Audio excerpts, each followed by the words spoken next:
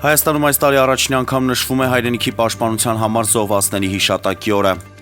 Առողջապահության նախարար Անահիտ Ավանեսյանը հայտարարել է, որ Թալին բազմաբերդ ավտոճանապարհին տեղի ունեցած շղթայական վթարից հետո 10 քաղաքացի հոսպիտալացվել է։ Նա ընդգծել է, որ նաև կան ծանր դեպքեր։ Այսօր Մոլդովայի նախագահ Մայա Սանդուն ելույթ է ունեցել Ստրասբուրգում կայացած Եվրոպայի խորհրդի խորհրդարանական վեաժողովի լիագումար նիստում։ Նա հայտարարել է, որ Հայաստանը դառնում է նույն ռազմավարության թիրախ մի ռազմավարության, որ նրա խոսքով նախատեսված է ինքնիշխանությունը թույլատնելու, ժողովրդավարական ընտրության վրա ազդելու եւ ներքին խոցելիությունները շահգործելու համար։ Մոլդովան կանգնած է Հայաստանի եւ նրա ժողովրդի կողքին, փորձելով դիմադրել այս ճնշմանը եւ պաշտպանել իր ժողովրդավարական ապագան, ընդգծել է նա։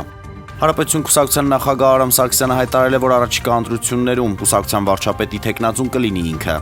ԱՄՆ վարչակազմը Կիևին հասկացրել է, որ Ուկրաինային անվտանգության երաշխիքներ կտրամադրվեն այն դեպքում, եթե նա համաձայնի զորքերը դուրս բերել Դոնբասից, այս մասին գրում է Financial Times-ը։